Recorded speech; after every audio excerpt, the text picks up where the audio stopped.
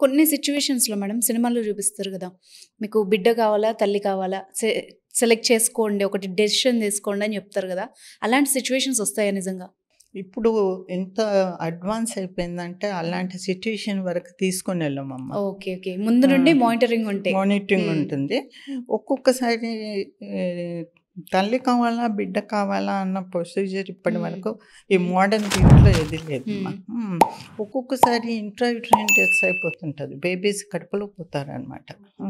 అలాంటప్పుడు తల్లి ప్రాణానికి ఎక్కువ వెయిట్ ఇచ్చేసి somehow or the other will try to deliver normally. హ్మ్.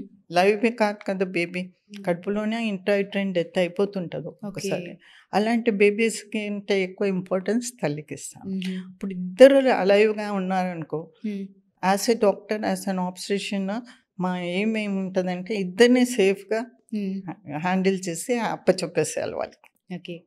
బిడ్డనేమో తల్లి చేతిలో పెట్టాలి. We should see that mother is by the side of the baby.